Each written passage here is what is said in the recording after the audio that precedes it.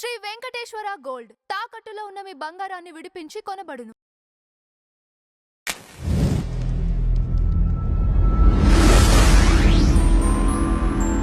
Sir, star anchor Anasuya గారు శ్రీరాముడు గురించి మాట్లాడినట్లుగా ఉన్న ఒక వీడియో ఇప్పుడు సోషల్ మీడియాలో వైరల్గా మారింది. ఈ వీడియో సోషల్ మీడియాలో పెద్ద చర్చకి దారి తీసింది సార్. అంతేకాకుండా అనసూయ గారు కూడా ట్వీట్ చేశారు. నేను ఆంజనేయ స్వామి భక్తుడిని, శ్రీరాముని నేను ఎటువంటి అవమానించలేదనే విధంగా ఆవిడ ట్వీట్ చేయడం జరిగింది. దీనిపైన మీ అభిప్రాయం ఏంటి సార్? అది ఇప్పటి గొడవ కాదు. ఆవిడెప్పుడో మాట్లాడిన మాటలు. ఆవిడ అప్పుడు మాట్లాడిన మాటలు కూడా అభ్యంతరకరమైన మాటలేమీ కాదు. ఆవిడేమీ రాముణ్ణో మరొకరినో కించపరుస్తూ మాట్లాడిన మాటలు కాదు. జై శ్రీరామ్ అన్నవాళ్ళు మాట్లాడేవన్నీ నీతులని, ఆ మాట అనని వాళ్ళు మాట్లాడేవన్నీ దుర్మార్గపు మాటలని అనుకోనక్కరలేదు అన్న టోన్లో ఆవిడేదో చెప్పారు. ఆ అంటే ఆవిడ శ్రీరామ్ అనే మాట వాడటాన్నే తప్పుగా స్వీకరించేసి వీళ్ళు మాట్లాడేస్తున్నారు.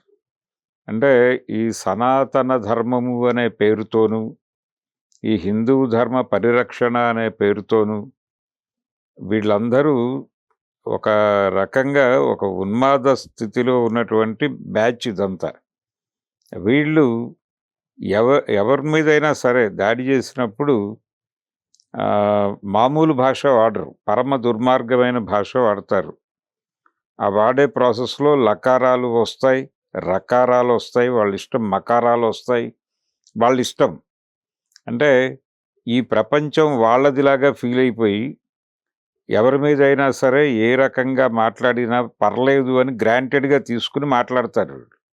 ఇది ప్రమాదం, ఇది దుర్మార్గం.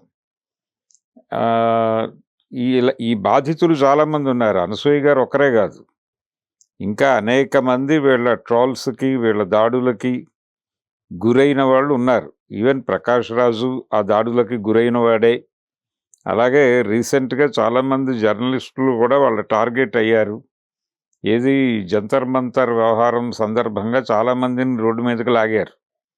లాగి ఇష్టం వచ్చినట్టు మాట్లాడటము, ఈ లకారాలు మకారాలు వాడటం పెద్దగా ఇబ్బంది పడరాళ్ళు.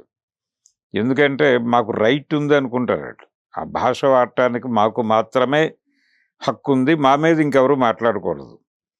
వీళ్ళు ఎంత పరిస్థితికి వెళ్ళారంటే, ఇప్పుడు పాత రోజుల్లో సినిమాల్లో చిన్న ఎంటర్టైన్మెంట్, ఒక సినిమాలో విష్ణుమూర్తి వేషం వేసుకుని నగేష్ ఏదో కామెడీ చేస్తాడు, అలాంటివి కూడా భరించే పరిస్థితుల్లో లేరు ఇప్పుడు వీళ్ళు. అంటే అది సరదాగా తీసుకోవాలి అని కూడా అనుకోవడం లేదు. సరదాగానే కాదు అసలు. ఆవిడ మాట్లాడింది అయితే అనసూయ గారు ఆవిడ రెడిక్యూల్ చేస్తూ మాట్లాడలేదు. స్పష్టంగా అలా ఆ మాట పదే పదే వాడేవాళ్ళు చెప్పేవన్నీ నీతులు కాదు, యువతల వాళ్ళు మాట్లాడేవి అర్థం లేని మాటలు కాదు అన్నట్టుగానే మాట్లాడారు ఆవిడ. ఆ మాత్రానికి వెళ్ళి గొడవ చేసి రచ్చ చేయాల్సినటువంటి అవసరం ఎందుకుంది? పైగా ఎప్పుడో ఆవిడ మాట్లాడిన మాటల్ని తవ్వి ఇప్పుడు కొత్తగా కొన్ని వాళ్ళ హ్యాండిల్స్ ఉన్నాయి, హిందుత్వ సోషల్ మీడియా హ్యాండిల్స్. ఆవిడ ఎప్పుడో మాట్లాడిన మాటల్ని తవ్వి తీసి వాటిని వివాదం రేపటం అనే కార్యక్రమం చేశారు. అంటే వాళ్ళకి వేరే దొరికి ఏది దొరక్క ఏదో సెర్చ్ చేస్తుంటే ఇది దొరికింది.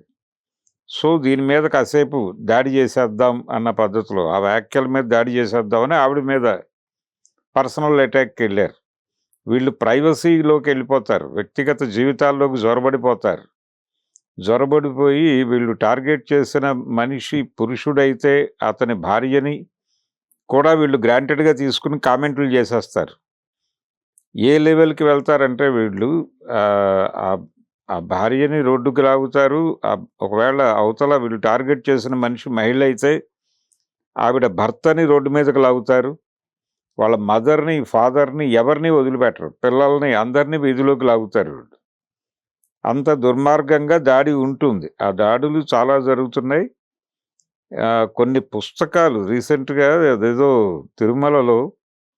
తిరుమల అది ఆధ్యాత్మిక కేంద్రమా, వైష్ణవ ఆధ్యాత్మిక కేంద్రమా, బౌద్ధారామమా అని ఎవరో పుస్తకం రాశారు. ఆ పుస్తకం అచ్చయిపోయింది, ఆవిష్కరణ అయిపోయింది. ఆ పుస్తకాన్ని అమ్ముతున్నారని చెప్పి బుక్ ఎగ్జిబిషన్లో ఒక స్టాల్ మీద దాడి చేశారు. ఈ లెవెల్కి దిగజారిపోయి చేస్తున్నటువంటి అటాక్స్ ఇవి. అందుకని అనసూయ గారు మళ్ళీ ఒకసారి సంజాయిషి ఇచ్చుకోవాల్సి వచ్చింది. ఆవిడ ఎప్పుడో మాట్లాడింది ఆవిడ.